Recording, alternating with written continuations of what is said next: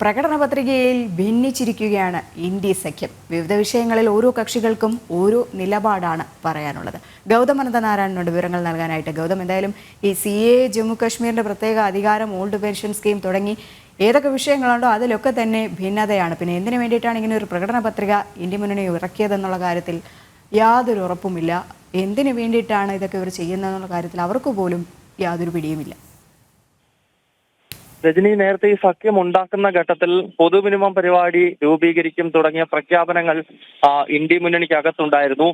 മാത്രമല്ല, ഒരുമിച്ച് നിന്നുകൊണ്ട് ലോക്സഭാ തെരഞ്ഞെടുപ്പിനെ നേരിടുക, ശേഷം BJPക്കെതിരെ നീങ്ങുക എന്നതാണ് ഇവർ പറഞ്ഞിരുന്നത്. പക്ഷെ ഓരോ ഇന്ത്യ മുന്നണിയിലെ സഖ്യകക്ഷികളുടെയും പ്രകടന പത്രികയിൽ വ്യത്യസ്തമായ അഭിപ്രായങ്ങളാണ്. ഉദാഹരണത്തിന് CAA സംബന്ധിച്ചാണെങ്കിൽ CPM-ഉം CPI-യും DMK-യും ഒക്കെ അടങ്ങുന്ന കക്ഷികൾ പൗരത്വ ഭേദഗതി നിയമം സ്ക്രാപ്പ് ചെയ്യും. ഈ ദേശീയ തലത്തിൽ ഇന്ത്യ മുന്നണി വന്നാൽ അത് ഒഴിവാക്കുമെന്നത് സംബന്ധിച്ചുള്ള പ്രഖ്യാപനം നടത്തുന്നുണ്ട്. എന്നാൽ കോൺഗ്രസ് ആകട്ടെ, അല്ലെങ്കിൽ RJD, സമാജ്വാദി പാർട്ടി തുടങ്ങി ഉത്തര ഭാരതത്തിൽ മത്സരിക്കുന്ന, കാര്യമായി BJPക്കെതിരെ ഉത്തരേന്ത്യയിൽ മത്സരിക്കുന്ന പാർട്ടികളൊന്നും CAA പറ്റി ഒരക്ഷരം പോലും മിണ്ടുന്നില്ല എന്നത് ശ്രദ്ധേയമാണ്. ഒപ്പം ജമ്മു കാശ്മീരിന്റെ പ്രത്യേക അധികാരം എടുത്തു കളയും എന്നാണ്, വീണ്ടും പുനഃസ്ഥാപിക്കുമെന്നാണ് CPM, CPI തുടങ്ങിയ ഇടത് പാർട്ടികൾ പറയുന്നത്. എന്നാൽ ഇക്കാര്യം കോൺഗ്രസിന്റെ പ്രകടന പത്രികയ്ക്കകത്തില്ല.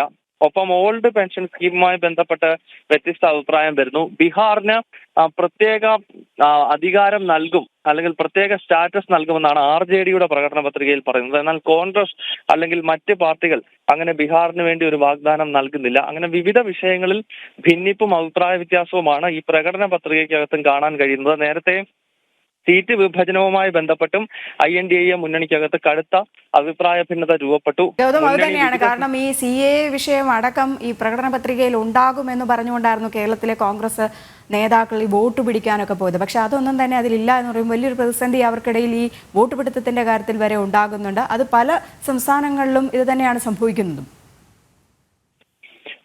രജനി, കേരളത്തിൽ UDFന്റെ ഏറ്റവും പ്രധാനപ്പെട്ട പ്രചരണ വിഷയങ്ങളിൽ ഒന്ന് CAA ആണ്.